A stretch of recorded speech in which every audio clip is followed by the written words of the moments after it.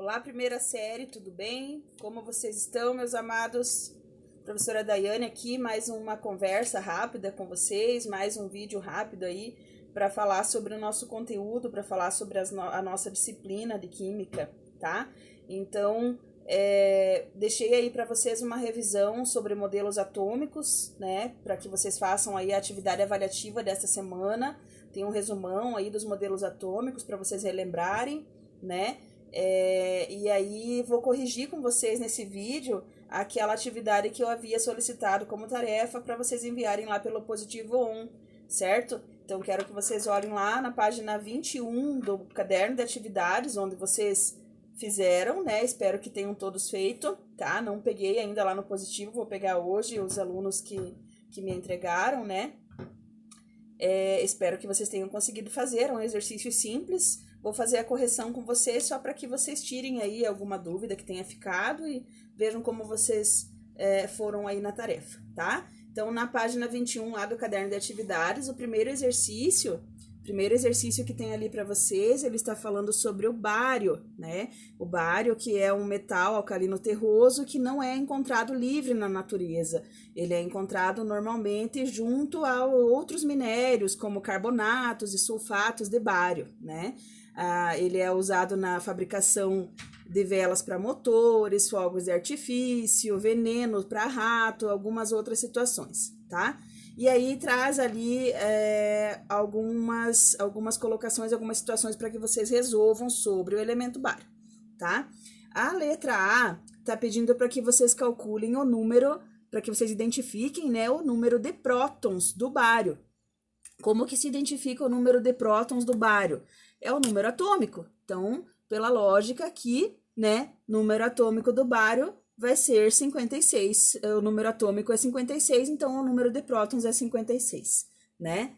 Na letra B, tá pedindo para calcular o número de nêutrons, né? Aqui na letra B, número de nêutrons. Como que eu faço o cálculo do número de nêutrons? Só identifico ali o número atômico e o número de massa, e aí eu consigo fazer a continha, onde eu vou chegar que ele tem ali 81 nêutrons, né? Aqui a resolução para vocês, como a gente já tem a identificação do número de massa e do número atômico, fica mais fácil de fazer a continha, né?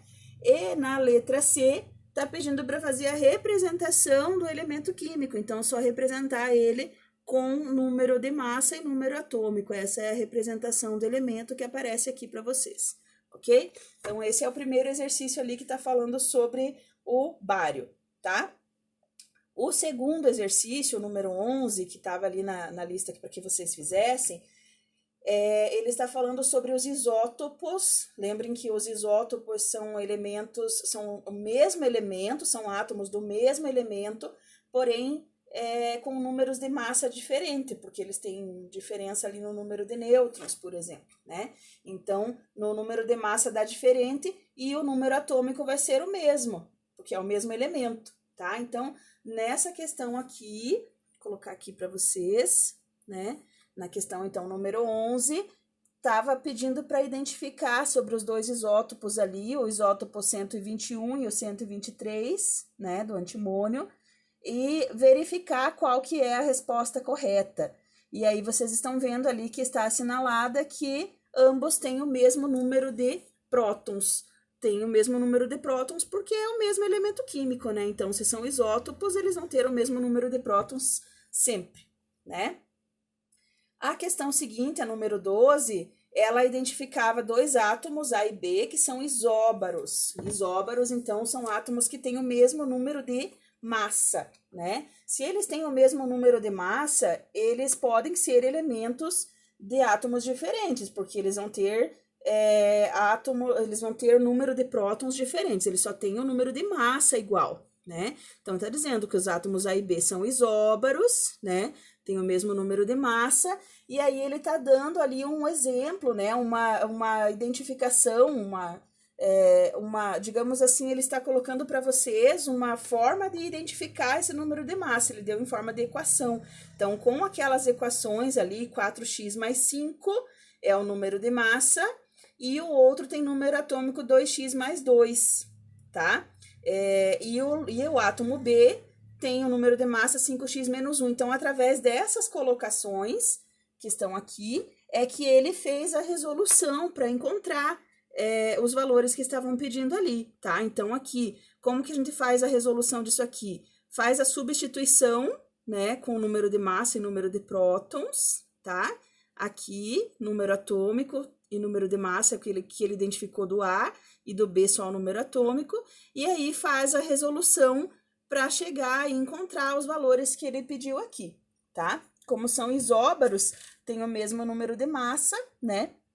Então, podem observar que ele colocou aqui no ladinho, né, como são isóbaros, ó, ele colocou que os números de massa são iguais. Então, aquela representação que ele deu ali, 4x mais 5, é igual a 5x menos 1, né? Porque são isóbaros. Então, fez a colocação toda aqui e fez a resolução, chegando à resposta, então, ali, a letra D, tá? Tá pedindo para encontrar, né, o número atômico de massa de nêutrons e de elétrons. Então, conseguiu chegar ali a essa resolução, a letra D. 14, 29, 15 e 24. 15 e 14, perdão. Ok? Na sequência, tem ali o exercício 13, que tá falando sobre o cobre. Isso é na sequência já lá na página 22, né? Tá falando sobre o elemento cobre, né? E tá dizendo ali que você precisa encontrar qual o número de elétrons contido na espécie química do cobre, onde o número atômico é 29, tá ali dizendo então 29, e a representação daquele 2 mais ali. Lembrando que quando você tem essa representação aqui com o 2 mais, significa que ele perdeu 2 elétrons, ele é um íon bivalente, né? Com uma carga positiva, ele é um cátion bivalente, uma carga 2 mais, tá? Então, o que a gente sabe? Que o número de prótons e de elétrons em um átomo neutro é igual. Se eu tenho uma carga, o número de elétrons teve diferença, então você tem a possibilidade de você ter aumentado o número de elétrons ou diminuído. Neste caso aqui, como a carga é 2 mais, significa que ele perdeu 2 elétrons. Então, se ele perdeu 2 elétrons, ele já não tem mais esse mesmo 29 prótons e vai ter somente 27 elétrons, porque é 2 elétrons a menos, os dois que ele perdeu, indicados por esse 2 mais aqui, tá? Então, essa ali é a número 13, né? No exercício 14, ele tá dando ali uma tabelinha para vocês, né? E tá indicando os números ali de prótons, elétrons e nêutrons de algumas espécies químicas que eles identificaram ali por A, B, C e D, né? E aí tem algumas afirmações ali embaixo para você avaliar se são verdadeiras ou falsas, tá? Por exemplo, a letra A diz assim: a espécie química A é um átomo com número atômico 17 e número de massa 35. Só verificar, né? Só verificar aqui na tabelinha, no átomo A, né? Na espécie química letra A, como que eu posso saber? O número atômico é o número de prótons, então tá ali, o número de prótons é 17 realmente, tá aqui, né?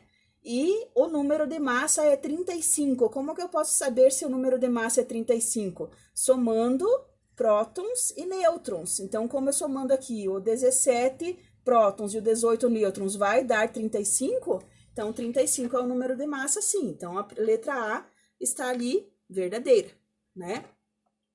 A letra B está falando que os isótopos, que as espécies B e C são isótopos, pois apresentam o mesmo número de elétrons e, consequentemente, o mesmo número atômico, né? Na verdade, assim, se as espécies químicas têm o mesmo número de elétrons, elas são chamadas de espécies isoeletrônicas, tá? Não são isótopos. Isótopos têm que ter o mesmo número de prótons. Então, se eles têm o mesmo número de elétrons, podem ser átomos diferentes, não precisa ser o mesmo. Então, são chamadas só de isoeletrônicas. Então, a letra B ali, ela está falsa, tá? Observando ali, então, falsa, porque eles são isoeletrônicos e não isótopos, né? A letra C fala assim: as espécies A e C correspondem ao mesmo elemento químico, pois tem o mesmo número de nêutrons. Mesmo número de nêutrons são isótonos, né? Mesmo elemento químico são isótopos. Então, ela é uma alternativa falsa também, a letra C, tá? Tá ali a respostinha ali para vocês, né? E é a justificativa do porquê, tá? E a última fala assim, a espécie B é um cátion bivalente. A espécie B é um cátion bivalente. Como que a gente pode saber que ele é um cátion bivalente? É só observar o número de prótons e o número de elétrons, tá? Se ele fosse uma espécie química neutra, ele teria o mesmo número de prótons e de elétrons.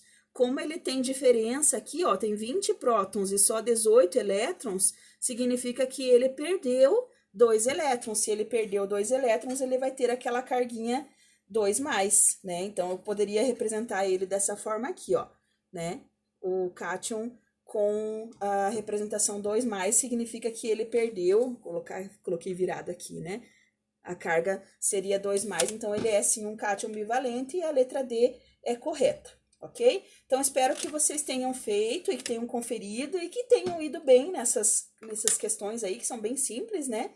Para que vocês possam resolver as questões da atividade avaliativa aí também, que tem algumas parecidas, né? E espero que não tenha ficado nenhuma dúvida, tá?